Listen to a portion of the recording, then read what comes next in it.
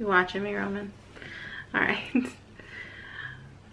So this is going to be a second take of doing this. I tried to do this last week and the lighting was awful. Of course, I'm totally new at this, so I was really washed out. I looked kind of sickly. I was so pale in the video, so we're gonna try shooting it again. So first off, hello, my name's Mary. I am 32 years old. I live in Michigan and I am a first-time mom. I'm a first-time mom to this little girl right here who is sleeping on me right now. Her name is Everly. She was born on October 25th of 2019. She was born at 4:35 in the afternoon, and she was 6 pounds, 12 ounces, and 18.5 inches long. So she was a pretty little thing. So I just wanted to come on here and I decided to kind of start uploading videos because I don't have a lot of friends my age or just my friends who have newborn babies. A lot of my friends have older kids, or a lot of my friends are still single. I have a couple who have younger kids but no brand new newborn babies. So I really don't have anyone, I really don't have anyone that I can, you know, ask questions to or bounce things off of. I mean, of course I can ask them questions, but you know, it's just nice to kind of talk to people who are going through it at the same time as you, and I don't really have anybody like that in my life at the moment. So the first video that I wanted to do was kind of my birth story, because I did end up having a C-section with her. That was not planned. Sorry if you see me rocking. I'm in my bedroom with her in her rocking chair, so you can't help but just rocking it when you start sitting in it. So I just wanted to share her birth story because I did watch a lot of videos on YouTube prior to me giving birth as a way to prepare, and luckily a lot of the women that a lot of the women that I watched had their babies vaginally. They got to have their babies vaginally, and mine ended in a not emergent but urgent, as they said, C-section. So I just wanted to kind of give my story because I didn't see a lot of C-section stories on YouTube.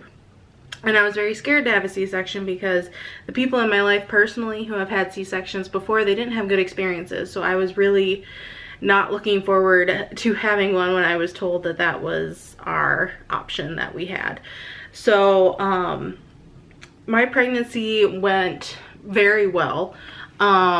I mean, just had, you know, basic, you know, issues during pregnancy that can happen, which I think I'm going to do another video on. I'm going to do like my pregnancy in a nutshell and just like be very specific about how my pregnancy was. It was luckily pretty textbook except for one exception, and that was hypertension. I did have hypertension prior to pregnancy and I have been on medication for it for a while, so it was stable. And my hypertension, you know, is just something that you carry with you through pregnancy, but it also makes your chances of developing preeclampsia later in the pregnancy more prevalent. So I was monitored very closely. I had a very good team of doctors at the office that I was getting my prenatal care from. They were excellent. It did seem a little much at times because I think the longest they let me go without an appointment was 3 weeks. So I was going in about every 2 to 3 weeks for blood pressure checks, and to check on her and to check the heartbeat. And then after 32 weeks, I had to go in twice a week for NSTs, non-stress tests, to make sure that she was still doing okay. And then I think from 32 weeks on, every 3 weeks I had growth scans, because if you are on hypertension medication, your chances are more likely of having a small baby. So we had talked, my doctors and I, we had talked about induction. Pretty early on, I think at about 32, 33 weeks, they brought up the topic of inducing me anywhere from 37 to 39 weeks. They told me that my goal with my chronic hypertension, they told me my goal with my chronic hypertension was to make it to 37 weeks. After 37 weeks, they said they would have no problem inducing if they had to, if I started to go into labor on my own. They wouldn't stop it, basically. But they also brought up 37 weeks is the goal, 39 weeks is the ultimate goal. 39 weeks is full term, and they said there is really no need to carry her longer than that with my hypertension, because the chances of me going pre-eclamptic are there, and they're higher than it would be for someone who didn't have hypertension. So we definitely talked induction early. I was okay with that. Even though my blood pressures had always been stable throughout my pregnancy while on the medication. I just want to make that clear. I never had any, I mean, I maybe had trace protein in my urine, which is normal. I never had any preeclamptic scares. I never had any dizziness. I never had any headaches. I never had any, what they tell me, right upper quadrant pain, which are all signs of possible preeclampsia. So I never had any of that. So we discussed induction at 39 weeks. At about 37 weeks, I think we scheduled a date. So the date was October 23rd, which was a Wednesday. I would go in at night. Well, I thought it was going to be night. I would go in at night, and they would give me the Cytotec pills to soften my cervix and to kind of induce to start labor. And then the next morning we were going to start Pitocin. So I got a call that morning on the 23rd, and was told that I would be there at 3 o'clock. So that kind of threw a wrench into all my plans, because I thought I was going to have until 6 or maybe 9 o'clock that night to prep and get ready to go and do all the last minute details, but that didn't end up happening. So I went into the hospital at 3 o'clock. They checked me, and I was 0 centimeters dilated, and I think they said about 40% effaced, which really isn't much at all. And they told me my one positive was that I had an anterior, I can't remember if it was uterus or cervix. I had something anterior that was very easy to find, and they said some women you have to dig deep in there to find it, and they said yours is right up front. And I said, oh, okay, if there's one positive in me being not dilated at all and having to start this process from 0, I guess it's that I have an anterior uterus or cervix or whatever it was. So all this was done in triage, and then I got taken to an antepartum room, and they took my vitals and they explained the process to me. I was going to get a very low dose of Cytotec, and I was going to have to be on the monitor for 30 minutes before, and then take the dose, and then be on the monitor for an hour after, just to monitor my contractions and possible contractions, and to monitor her, of course. So we started that. I got Cytotec every 4 hours throughout that night. I did not get checked again that day. We roll into Thursday morning, and I saw my doctor. She came and checked me, and she said I was like a 1, barely nothing. And maybe like 70% effaced, so nothing had really happened. So they did start the Pitocin. Once they started the Pitocin, I got moved from an antepartum room to a labor room, which was kind of exciting.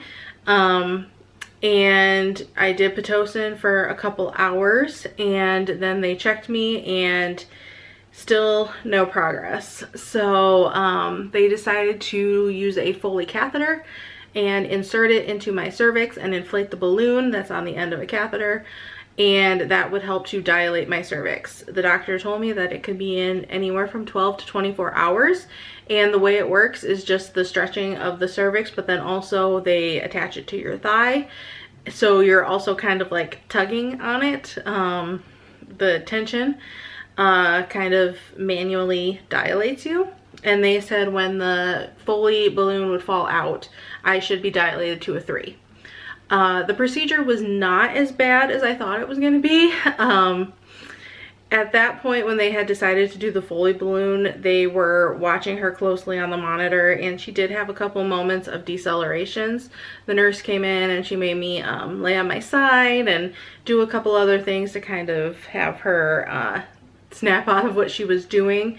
So the doctor did come in again at that point. This was before the Foley was done, and did tell me what the options were if she keeps showing that kind of activity.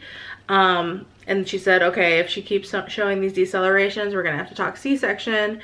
If she stops doing this, we're gonna if it's okay with you, we're gonna do the Foley catheter. So luckily she did stop doing the decels. She was handling it fine. So then we did the Foley catheter. It was funny at that point. I was just like, I don't like either of these options. I don't want to do a C-section, and to insert a Foley into my cervix to dilate it doesn't sound that fun either. But the procedure was not that bad. It was uncomfortable, but it could have been worse. That was what I just kept telling myself. And even the tension on my, like pulling it, having it be attached to my thigh wasn't that bad either.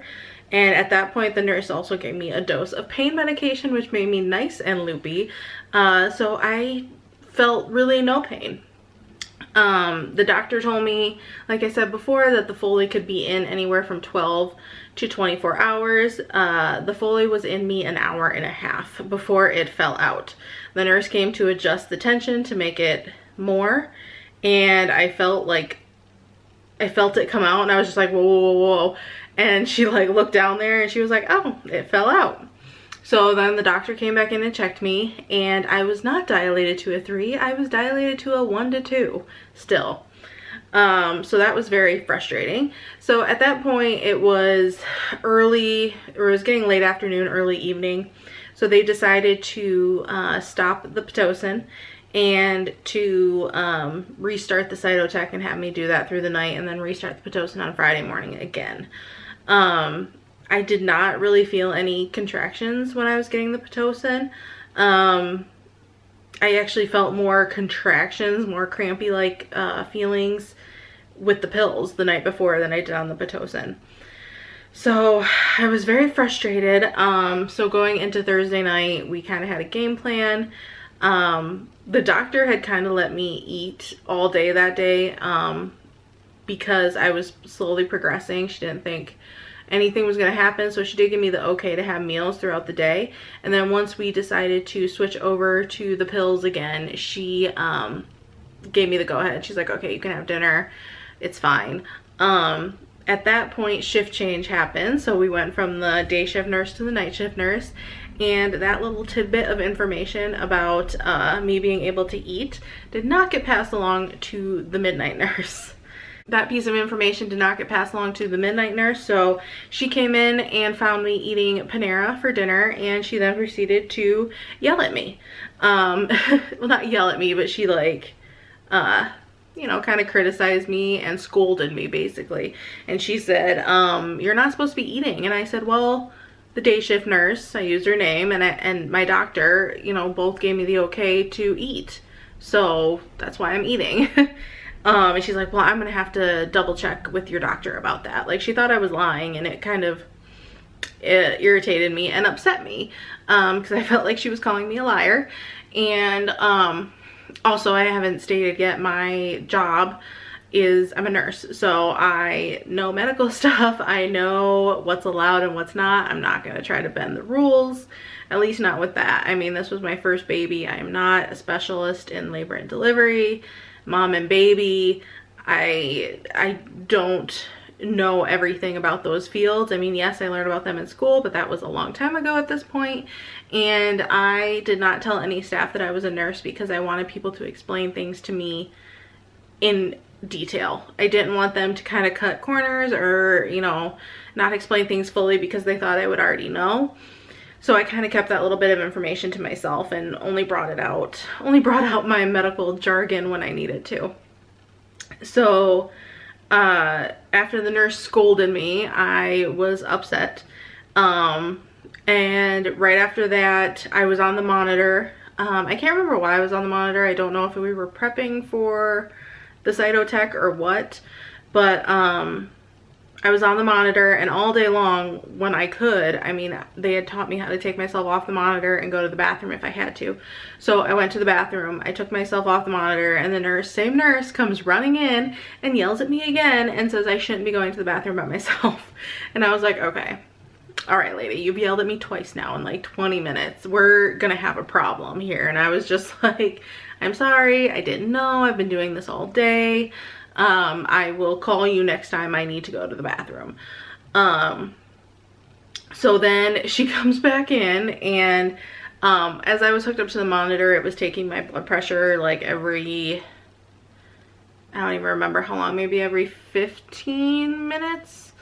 Or maybe it was because we were restarting it again. It was taking it like every 10 times, or every 15 times 2, and then every 30 times 2. And I don't remember what it was, but my blood pressure was getting checked basically. And they took it the one time. It had been completely normal throughout this whole time so far. And they took it and it was high. It was, I can't remember the exact number, but it was either 150s or 160s over 70s, where I have been running maybe max 140s over 70s throughout the hospital stay. But normally I was kind of like 120s, 130s. So the nurse came in, my favorite nurse, she came in and, you know, told me about my blood pressure, and she said, okay, we're going to recheck it in 10 minutes. At that point, my bed kind of folded up into a chair. I had put myself like that at the end of the day shift, just so I could kind of sit there with my legs open and kind of gravity helping in any way. So she came in and said, okay, we're gonna recheck you in 10 minutes. And I was like, okay, that's fine. At this point, my mom and my mother-in-law were in the room. My husband was out getting some food and taking care of the dog at home and doing all those things. We just live like 10 minutes away from the hospital. So they recheck my blood pressure again, and it's still high. The nurse comes back in. She comes back in with the on-call nurse practitioner, and they administer a dose of IV labetalol to me, which is a blood pressure medication. It's actually the blood pressure medicine I was on orally. So they give me a dose of labetalol and say they're gonna recheck me in 15 minutes. They come and recheck me again in 15 minutes. My blood pressure was still high. Still, I think this time it was 150s over 70s. Nurse practitioner comes back in, gives me another dose of labetalol. I noticed at this second dose that it felt different going in. I felt it going in. It felt cold. It stung, and it hurt. So me being a nurse, I kind of knew what was going on, but I kind of decided to keep my mouth shut because I was like, oh, maybe it's just because, you know, she pushed it fast or whatever. I'll just keep an eye on it. Well, at that point, I got 2 doses of labetalol. They recheck my blood pressure again. It's still high. At this point, I'm just getting pissed. So I kick my mom and my mother-in-law out of the room. I say, I just need to stay in here. I need to lay down. I need to turn the lights off. You guys need to go. I need to relax, because I really felt like my blood pressure was situational, because I was upset that the nurse like scolded me twice. And there was just like a lot of talking going on in the room at the time between my mom and my mother-in-law, and I was just like, I can't handle this. Like, everyone needs to go. And I texted my husband that he needed to come back and do damage control, if anything, with the mothers. So they come in and my blood pressure's still high. At this point, I'm about to get my 3rd dose of labetalol, and I said something to the nurse. I said, I really think my IV is infiltrated. I used the word infiltrated, you know, because that's the medical term. And I told her, you know, my hand was swollen at this point. It was so swollen, like I literally had sausage fingers. I couldn't put my fingers into a fist because my fingers were so tight. My hand was cold, and I had pain from finger to wrist. From the tip of my finger to my wrist, I had pain. And I let her know that, and she kind of felt around my wrist, and she was like, do you feel pain right there? And I said, well, yeah. And she's like, well, then she moved a little further back. She goes, do you feel pain right here? And I said, no. And she said, well, it's flushing fine, so it's not infiltrated. So I get another dose of labetalol. And once again, and I'm starting to like get upset at this point, because I'm like, okay, why is my body not responding to this? I really just need to calm down, and I can't for whatever reason. Like, I really don't want this to end in like an emergency C-section, because I'm like upset and can't calm down. So they leave, come back in 15 minutes, and it is once again still high. I am about to get my 4th dose of labetalol, and my blood pressure is still high. It was still ranging from like the 150s to the 170s over 70s. So at this point, the nurse practitioner is about to administer my 4th dose of labetalol, and I stop her and I said, I really think my IV has infiltrated. I want it changed. Like, I demanded it. And she looked at the nurse and she said, okay, she's saying that her IV has gone bad. Let's give her PO. I don't even remember what the medication was. And the nurse said, well, it's going to take longer to get the PO, the oral medication, from the pharmacy than it is to just start a new line. And so the MP said, okay, start a new line. So the nurse, like in a huff, comes over and flips my arm over and does a small gauge IV in my forearm. And they pushed the labetalol through that. It was just like a temporary line. Like, I think as a labor and delivery nurse, you have to have at least like a 16 gauge needle in IV in at all times. So they put in just a small gauge, easier to insert, easier to access at that time. And they administer the IV labetalol through that. And imagine that next time they check my blood pressure, it was down, it was lower. And I was still mad at that point because that just further proved that my IV had infiltrated to me. And come to find out later that labetalol is, I was told by my friend who works in the ICU, labetalol is toxic to tissues. So the fact that I got 3 doses of labetalol, not into my vein, but into my subcutaneous tissue, basically, I'm lucky I didn't have any, you know, side effects of that. My body just absorbed it, thank God. And the nurse, once again in a huff, then had to put in a brand new 16 gauge IV, which is 16 gauge is a pretty big needle. Yeah, I'm pretty sure it was a 16 or an 18. So she put in a new line and then took out my old one, and the swelling went down so fast and my hand felt so much better and it went back to regular size. But that was the drama for Thursday night, and me and the nurse did make up. You know, we did get back on good terms, but I think I was really mad at her, and I think the nurse could tell I was not happy with her. But we ended the shift on good terms. The rest of the night was fine. Probably because she just tooted. Probably because I just slept the whole time and took my Cytotec and did not get up and go to the bathroom unless I had assistance. So, ooh, that is stinky. So that was Thursday night. Now we're going into Friday morning, which is October 25th, the day that she was born.